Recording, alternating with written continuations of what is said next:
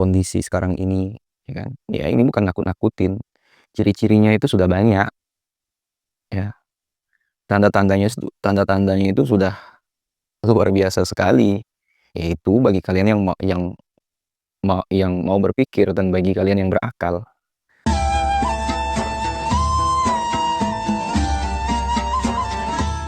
Bismillahirrahmanirrahim. Alhamdulillahilladzi an'amana bi ni'matil iman wal islam.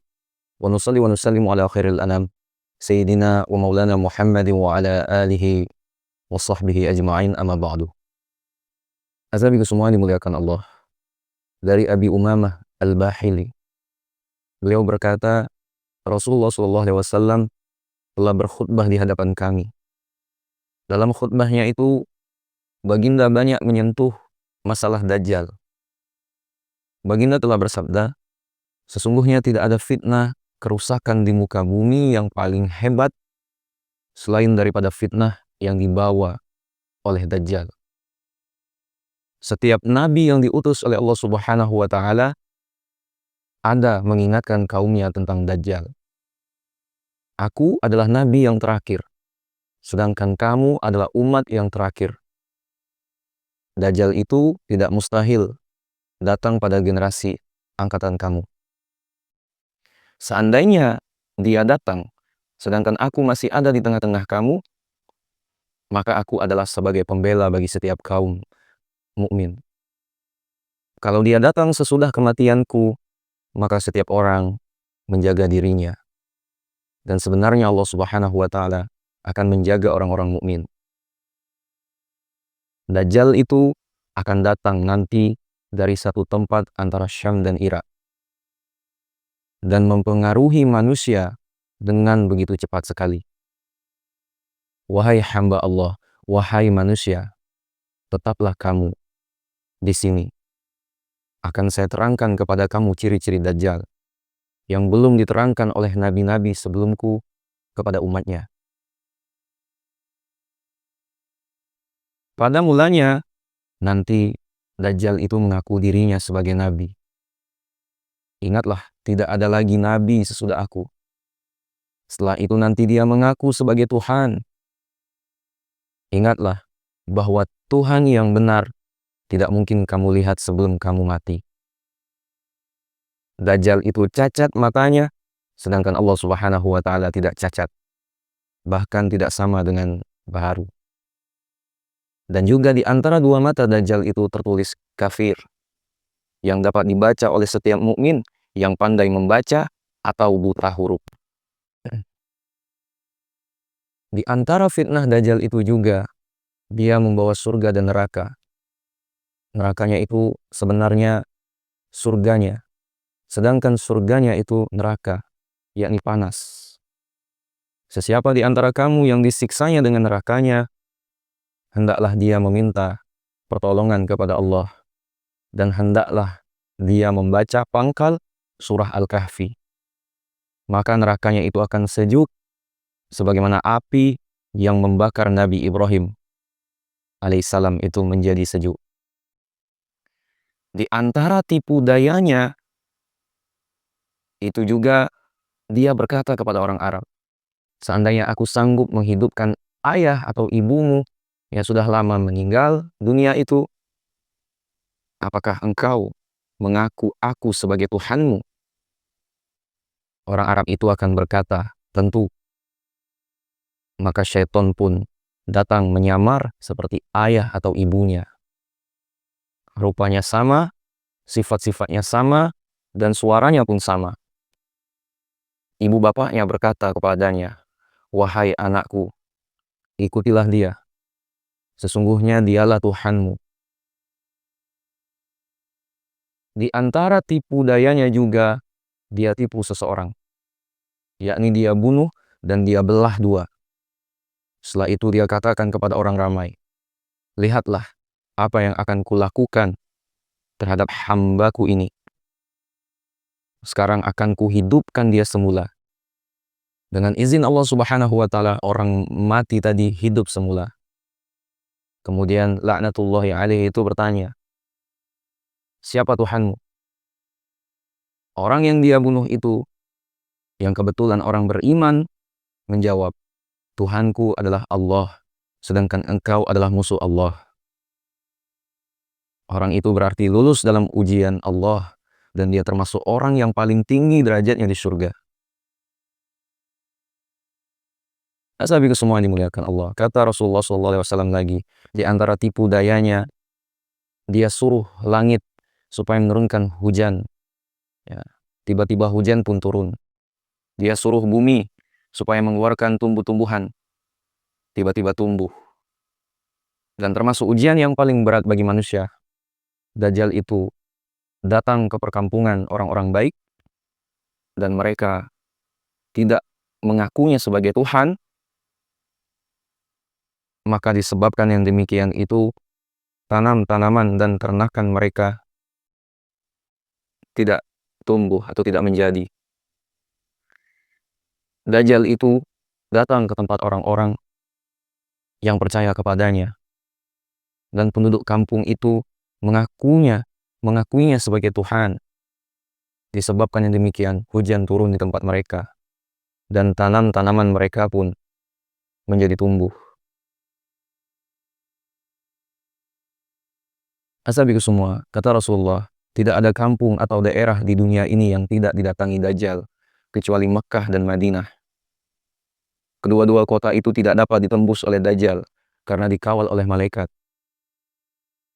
Dia hanya berani menginjak pinggiran Mekkah dan Madinah.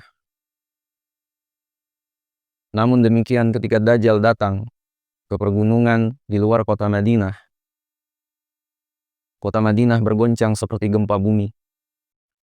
Ketika itu orang-orang munafik kepanasan, ya, seperti cacing kepanasan, dan tidak tahan lagi tinggal di Madinah. Mereka keluar dan pergi bergabung dengan orang-orang yang dimana sudah menjadi pengikut Dajjal. Ya, sahabatku semua, inilah yang dikatakan hari pembersihan kota Madinah. Ya. Dalam hadis yang lain, di antara fitnah atau tipu daya yang dibawanya itu, Dajjal itu lalu di satu tempat, ya, kemudian mereka mendustakannya, tidak beriman kepadanya, ya, maka disebabkan yang demikian itu, tanam-tanaman mereka tidak tumbuh, ya, dan hujan pun tidak turun di daerah mereka. Kemudian dia lalu di satu tempat mengajak mereka supaya beriman kepadanya. Mereka pun beriman kepadanya. Maka disebabkan yang demikian itu, Dajjal menyuruh langit supaya menurunkan hujannya, dan menyuruh bumi supaya menumbuhkan tumbuh-tumbuhannya.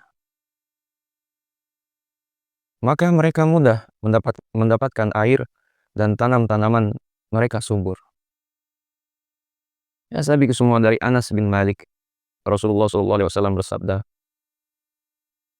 menjelang turunnya Dajjal ada tahun-tahun tipu daya, yaitu tahun orang-orang pendusta dipercayai, ya, dan orang jujur tidak dipercayai. Orang yang tidak amanah dipercayai, dan orang amanah tidak dipercayai. Dari Jabir bin Abdullah, Rasulullah SAW bersabda, bumi yang paling baik adalah Madinah. Pada waktu datangnya Dajjal nanti, dia dikawal oleh malaikat. Dajjal tidak sanggup memasuki Madinah. Ya. Pada waktu datangnya Dajjal, ya, di luar kota Madinah itu bergetar. Ya. Terjadi gempa bumi 3 kali. Orang-orang munafik yang ada di Madinah, lelaki atau perempuan, itu bagaikan cacing kepanasan. Kemudian mereka keluar meninggalkan Madinah. Kaum wanita adalah yang paling banyak lari ketika itu. Itulah yang dikatakan hari pembersihan. Ya. Madinah membersihkan kotorannya seperti tukang besi membersihkan karat-karat besi. Ya. Ya, sahabatku semua, diriwayatkan oleh Imam Ahmad, ya, dari Aisyah radhiyallahu an, itu mengatakan Pernah satu hari Rasulullah SAW masuk ke rumahku ketika aku sedang menangis. Melihat saya menangis, beliau bertanya, "Mengapa menangis?" Saya menjawab, "Ya Rasulullah, engkau telah menceritakan Dajjal, maka saya takut mendengarnya." Sahabatku semua yang dirahmati Allah, Rasulullah SAW berkata, ya, seandainya Dajjal datang pada waktu aku masih hidup, maka aku akan menjaga kamu dari gangguannya. Kalau dia datang setelah kematianku, maka Tuhan kamu tidak buta dan cacat. Dari Sayyidina Jabir bin Abdullah, Rasulullah SAW mengatakan, Dajjal muncul pada waktu orang tidak berpegang kepada agama dan bodoh tentang agama atau jahil. Ya. Pada zaman Dajjal ada 40 hari. Yang mana satu hari terasa bagaikan setahun. Ada satu hari yang terasa bagaikan sebulan. Ada satu hari yang terasa satu minggu.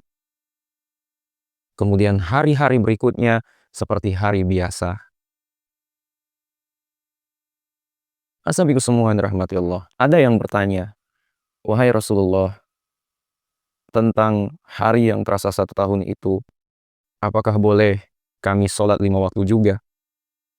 Rasulullah SAW menjawab, "Ukurlah berapa jarak sholat yang 5 waktu itu." Ya, menurut riwayat, Dajjal itu nanti akan berkata, "Akulah Tuhan sekalian alam dan matahari ini berjalan dengan izinku.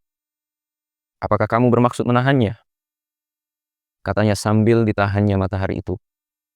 Sehingga satu hari lamanya menjadi satu minggu atau satu bulan.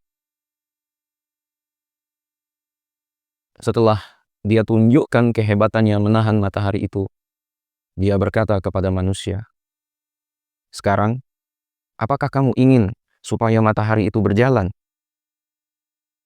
Mereka semua menjawab, "Ya, kami ingin." Maka dia tunjukkan lagi kehebatannya dengan menjadikan satu hari begitu cepat berjalan. Ya sahabatku semua, menurut riwayat Imam Muslim, Rasulullah SAW itu mengatakan, akan keluarlah Dajjal kepada umatku dan dia akan hidup di tengah-tengah mereka selama 40. Saya sendiri pun tidak pasti apakah 40 hari, 40 bulan, atau 40 tahun. Kemudian Allah Subhanahu wa Ta'ala mengutus Nabi Isa bin Maryam yang rupanya seolah-olah seperti Sayyidina Urwah bin Mas'ud dan kemudian membunuh Dajjal itu. Ya, sahabatku semua rahmati Allah. Dan menurut riwayat, ya, setelah munculnya Dajjal, hampir semua penduduk dunia menjadi kafir, yakni beriman kepada Dajjal. Menurut riwayat, ya, orang yang tetap dalam iman itu hanya tinggal 12.000 laki-laki dan 7.000 kaum wanita. Ya sahabatku semua yang dirahmati Allah Subhanahu wa Ta'ala. Perkara kiamat, ya, kita tidak tahu kapan terjadi. Ya, Rasulullah SAW saja ketika ditanya oleh malaikat Jibril di dalam hadis Islam, iman, dan ihsan, ya, itu beliau hanya menyebutkan ciri-cirinya saja ketika ditanya malaikat Jibril. Ya, tapi kalaulah seandainya Dajjal itu turun, ya, apa yang sudah kita persiapkan, ya, dan juga adakah kita kepikiran, ya, dalam perkara ini, ya. Kiamat itu kan termasuk perkara rukun iman, ya kan? Ya makanya wajib diingatkan. Ini adalah bentuk kehati-hatian kita, ya. Ya, terpenting lagi kita selalu berdoa kepada Allah, ya, agar terhindar, ya, dari yang namanya fitnah Dajjal, ya. Karena ya fitnah Dajjal itu sungguh luar biasa sekali. Dan kalian juga bisa merasakannya kan bagi orang yang berpikir bagaimana kondisi sekarang ini, ya kan? Ya ini bukan nakut-nakutin. Ciri-cirinya itu sudah banyak, ya. Tanda-tandanya itu sudah luar biasa sekali. Yaitu bagi kalian yang mau berpikir dan bagi kalian yang berakal. Ya kalau nggak mau berpikir ataupun nggak mau berakal ya masa bodoh. ya. Kalau memang Dajjal tuh bakal turun, ya turun, ya. Itu bagi orang yang nggak berakal. Kalau memang bakal kiamat, ya mau gimana lagi, ya nggak seperti itu, ya. Makanya kita disuruh mengimani akan adanya hari kiamat itu, ya untuk belajar, ya. Untuk terus meningkatkan keimanan kita kepada Allah, ya. Walaupun sifatnya keimanan kita itu naik turun, ya.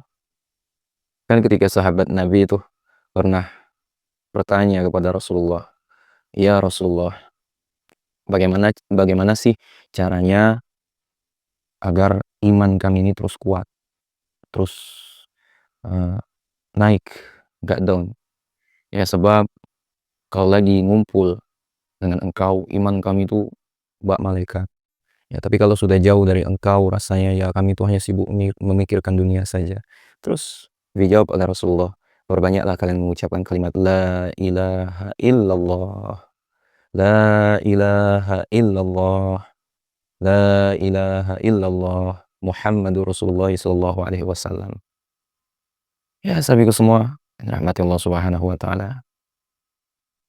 Ya perkara kiamat itu bukan soal ramalan, ya. Ya kita sebagai orang awam kadang itu percaya saja, ya dengan ramalan-ramalan kiamat bakal terjadi di tahun 2012.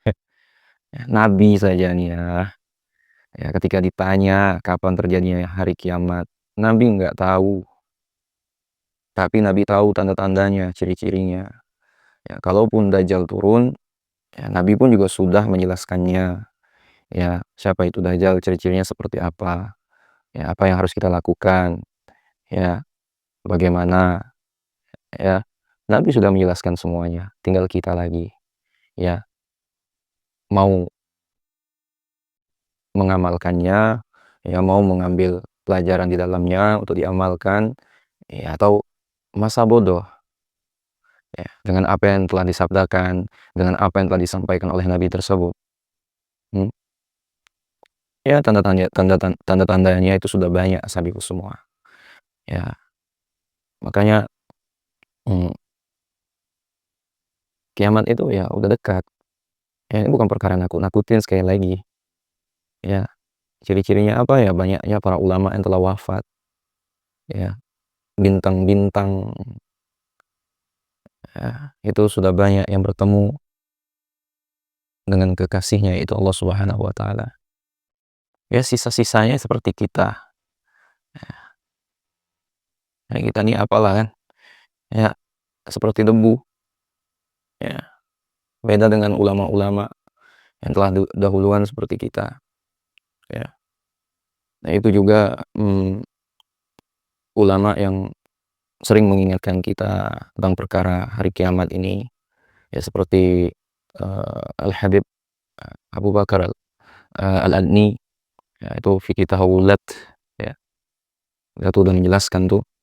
Kemudian siapa ya, Ustadz Zulkifli Hasan, ya itu beliau sudah menjelaskan panjang lebar tentang Dajjal, ya, dan segala perkaranya, ya terususnya, ya perkara akhir zaman.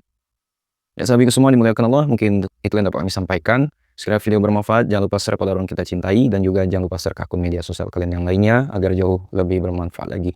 Wallahualam, assalamualaikum warahmatullahi wabarakatuh.